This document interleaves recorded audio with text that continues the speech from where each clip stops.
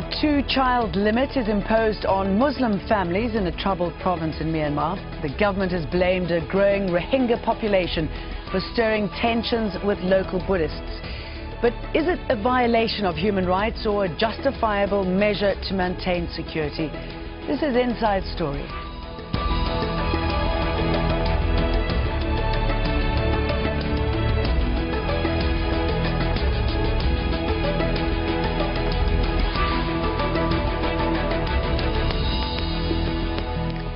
Hello, welcome to the programme. I'm Jane Dutton. They've been described as among the world's least wanted people and one of the most persecuted, the Rohingya Muslims in Myanmar.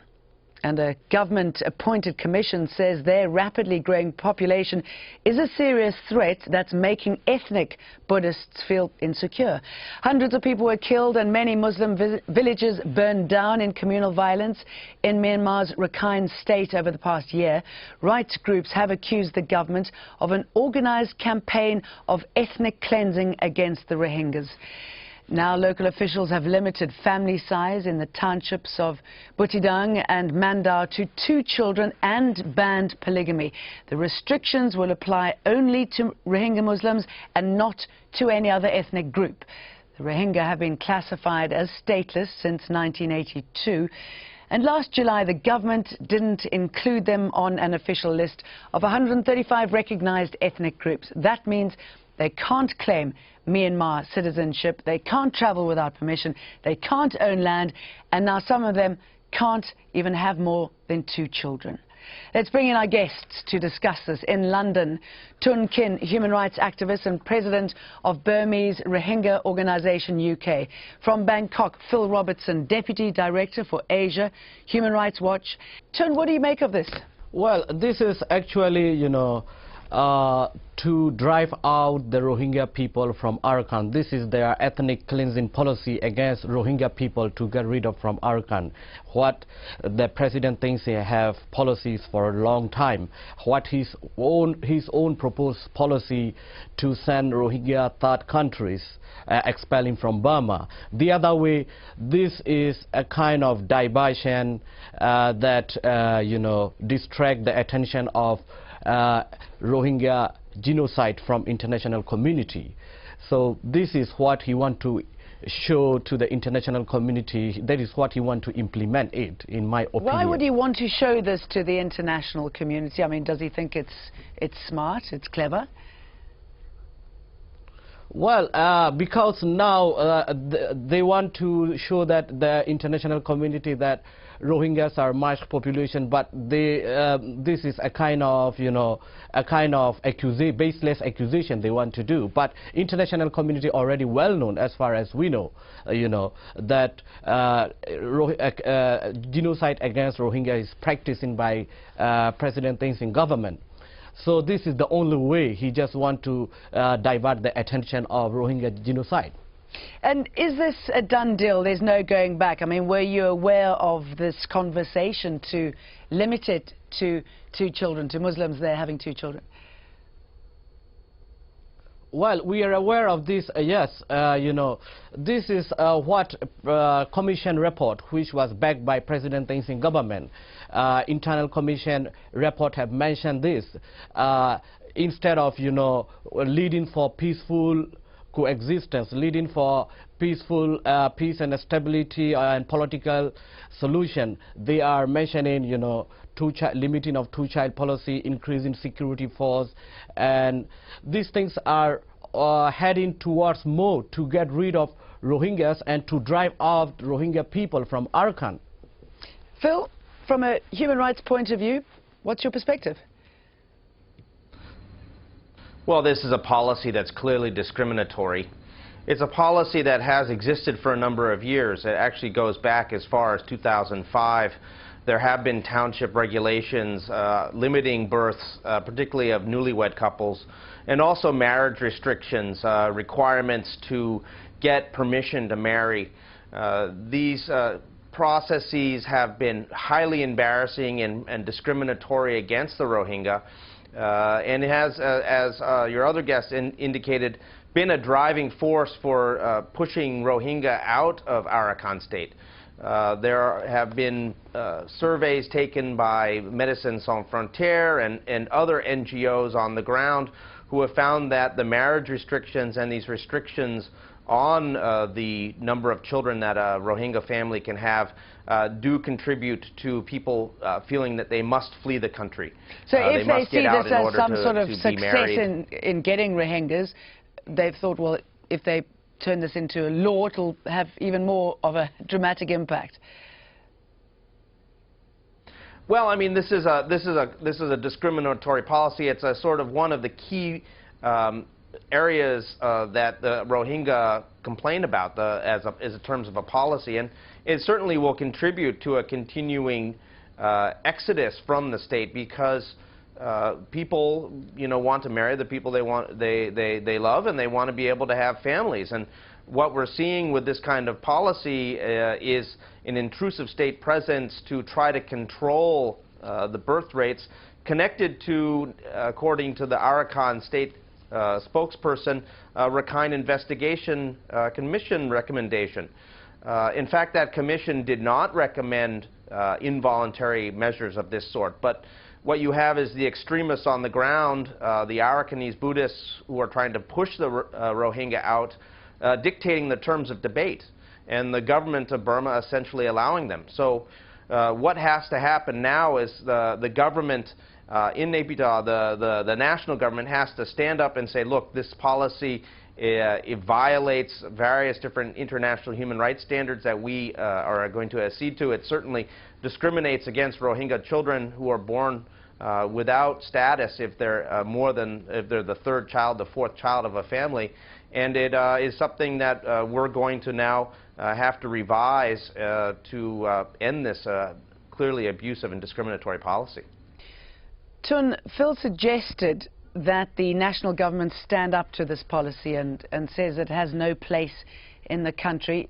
Any chance of the national government doing that? And if they don't, how do you see this policy being enforced? Well, this policy, it's been going actually for a long time, I should say, in northern Arakan state, particularly where mostly Rohingyas are living. Restriction of movement, marriage, education, things, serious human rights violations were going on, particularly restriction on marriage are taking for long, 3 years to get a permission. So international community did not know about it. Currently, this is officially, they are moving more forward, ethnic cleansing policy against Rohingya. So what we can see is they are they will drive out the Rohingya people from Arakan. That is their state organized policy. That's why they are also putting this two-child policy is the problem of the recent violence in 2012. This is also, they want to hide pre-planned violence, what they did in 2012, June and October. So they want to hide that issue, the pre-planned violence, to get rid of Rohingyas. That's what they did by state-organized ethnic cleansing policy. They want to divert it, so they will be implementing whatever way they can. So this is very important here. Okay, Phil, I was just going to bring Phil in here. I mean, how worried are you at how they're going to implement this policy? I mean, there's been high levels of violence against the Rohingyas. Are we talking, what, sterilization here? How far is it going to go? Well, that's an excellent question. And if the government of Burma continues to allow the extremists to control the terms of debate and discussion on this in Arakan state, it could go quite far. Our feeling is that this is a very, very serious problem. This is an indication of how much the Rakhine state government is prepared to twist and try to convert the recommendations from the Rakhine Investigation Commission to their own purposes.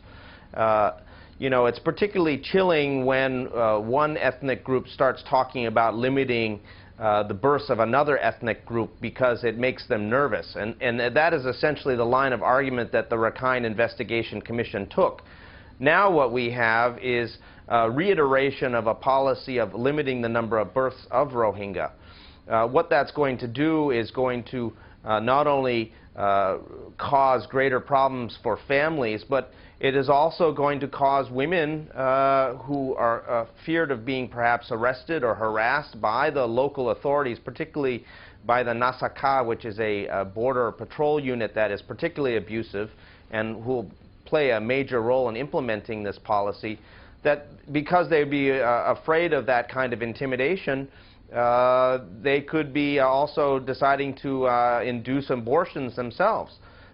This is something actually that Médecins Sans Frontières has again found, that the fear of the local authorities tracking down women who are having more than 2 children has direct impact on women's health, and a very negative impact, because these women are self-inducing abortions, and then if something goes wrong, they do not have the permission to travel out of the areas where they are, and complications in such situations often will equal death.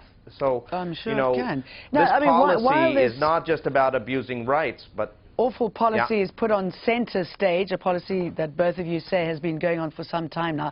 Myanmar has been raising its profile on the international stage. Japan's Prime Minister arrived on Friday for the first visit by a Japanese leader for 36 years.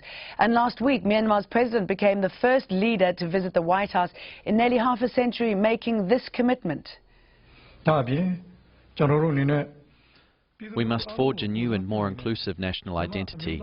Myanmar people of all ethnic backgrounds and all faiths, Buddhists, Christian, Hindu and other, must feel a part of this new national identity. We must end all forms of discrimination, and we must ensure that not only intercommunal violence is brought to a halt, but that all perpetrators are brought to justice. And that drew this response from the US president.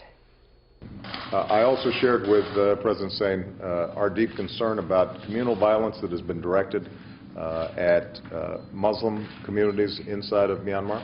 The displacement of people, the violence directed towards them needs to stop, and we are prepared to work in any ways that we can with both the government of Myanmar and the international community to assure that people are getting the help that they need, but more importantly, that their rights and their dignity is recognized over the long term. Chun, there you've got the US president saying that it's important that people, Rohingyas, their rights and their dignity is respected, and then just days after that, your president introduces this policy. What do you think he is trying to say to the US president, to the rest of the world? Well, I should say President Thein Sein is a former military general. He is a world-class liar.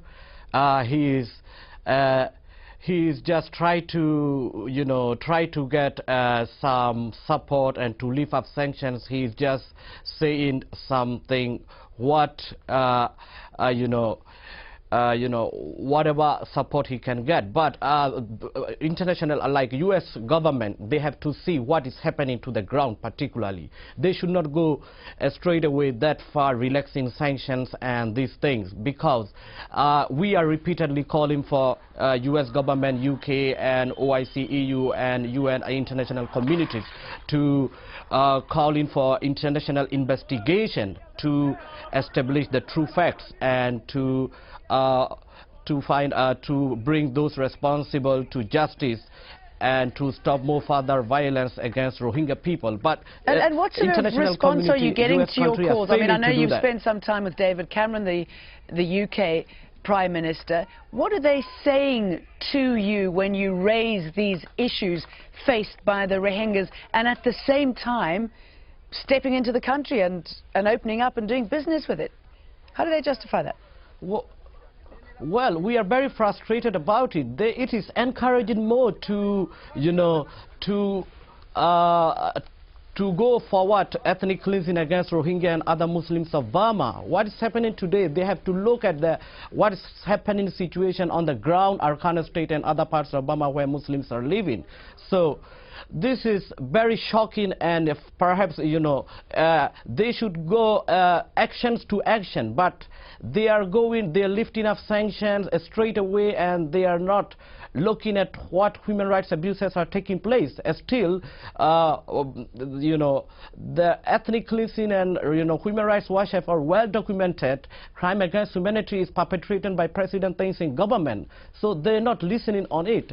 What we want to call to the U.S. country and others is actually they should support on UN Commission of Inquiry to find out the true facts what happened in Arkan state. They should raise about 1982 Citizenship Law Amendment. They should also call for to restore Rohingya ethnic rights and citizenship rights, where Rohingyas are original and native people of Arkan.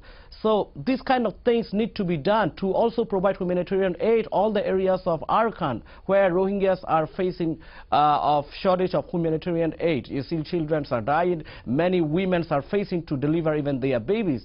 So this is what U.S. government and other, they should raise up instead of lifting up sanctions. But what about movement within your own country? Excuse me jumping in here. If we look at the opposition leader, or rather the lack of, Aung San Suu Kyi has been criticized for failing to speak out strongly in defense of the Muslim community. But she was drawn after 7 Muslim men were convicted on Tuesday of killing a Buddhist monk during unrest in March. They were handed sentences of between 2 years to life in prison. Violence spread to 15 other towns and villages. No Buddhists have been charged. There is no transparency in Myanmar's justice system, and the administrative branch has too much influence. The judicial system has to be independent to be credible. Phil, what's happened to her? Is she working with you in any way? Well, unfortunately, Aung San Suu Kyi has missed many opportunities to speak out about the situation in Arakan state. This is not for a lack of trying on our part to engage with her to talk about these issues. Unfortunately, she has decided to duck this issue. And it's a shame because her type of moral leadership to change the terms of debate about the Rohingya is what is exactly needed in Burma right now, to basically put these rights issues back on the front burner in Arakan state. As we've pressed forward on these issues, we've seen an amazing reluctance by the government of Burma to deal with accountability for the abuses we documented last year in Arakan state, the ethnic cleansing and crimes against humanity. And in fact, now the government of Burma has had its Rakhine Investigation Commission, which also took a pass on accountability, which essentially ignored the issue. So Isn't that because the government, the military, have been accused of being complicit behind a lot of this brutal action?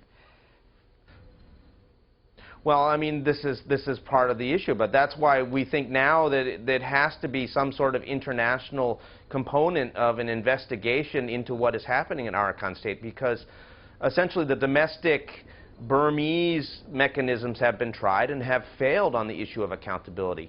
They've had their chance, and they're not prepared politically to move forward, nor is Aung San Suu Kyi prepared to take up this kind of call. So, at this point, it's important for the UN, perhaps the Special Rapporteur or the Office of the High Commissioner for Human Rights, to play a leading role in calling for an international investigation into what has happened in Arakan state over the past year and a half. Okay, let me bring Tun in here. This is something that should be taken up at the Human Rights Council in Geneva, and we're hoping that actually that will happen in the coming weeks, that there will be some sort of resolution that will be brought forward by the OIC or by other governments to press this specific issue, that there needs to be a real credible investigation and accountability process in Arakan state. Okay, Tun, I'd like to go back to Aung San Suu Kyi's, what some are saying, unforgivable silence on this matter. I'm not sure if you've had a chance to talk to her.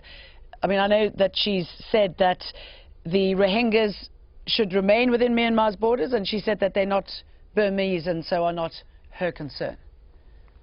Well, surprisingly, it is very, very, a tragedy for the Rohingya people. We have been supported National League for Democracy for a long time, since 1990, and our Rohingya parties were alliance with her, and we Rohingya organization, particularly Burmese Rohingya organization, UK and other Rohingya organizations worldwide, we did campaign to release Aung San Suu Kyi, including Aung San Suu Kyi and other political prisoners.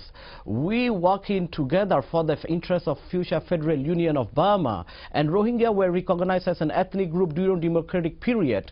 And what I have seen in front of British Parliament, where I was there, she has been talking that the best progressive time in Burma was parliamentary democratic period. On that time, Rohingya was as an ethnic group, but she is not saying anything today. Instead, she is, silent. So this is encouraging more to the Burmese public to see the Rohingyas as a stranger or illegal immigrant.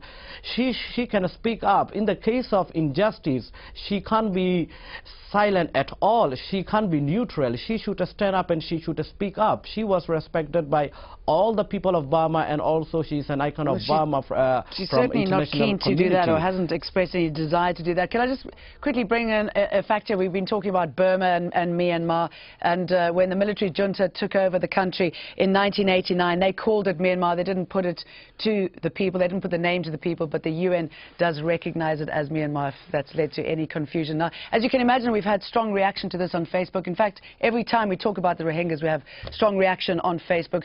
Gail Taylor writes, to pick on one group based on their religious beliefs, no matter how much you disagree with it, is wrong. It just encourages them to hide their faith and build up resentment. Bella Yakubu says the whole world will be silent about this two-child limit since it's Muslims, but if it's other religions that are given this treatment, the whole world will come out and protest. But Melchior Muller-Spuder tells us you guys don't understand. Myanmar is enforcing these policies because they want an ethnic civil war, and the world is welcoming the present government of Burma from east to west, says Amir Butt, aiding and sharing dinner with them. We are living in a shameful world. And Amir Butt might have a point there. Phil, it's a shameful world. A lot of people talking about what's going on in the country is reprehensible. But how would you suggest this issue is dealt with? There are so many people within Myanmar who find the Rohingyas despicable. They don't want to live with them, from high command all the way down to the streets. So what's the solution? Well, I mean, ultimately, these people are going to have to recognize that Burma, to be successful, is multi-ethnic, multi-faith, and that many different groups are going to have to be able to live together. What we're seeing on the ground in Arakan State is essentially no commitment by the national government to reconciliation between the Rakhine and the Rohingya. We've essentially seen no progress on the ground since the violence that took place last year in terms of trying to reintegrate people back to areas where they fled from and trying to tone down or stop the hate speech that is coming against the Rohingya. So the government is failing on its basic duties to protect all people in the country. Ultimately, we're going to have to start with the course of the...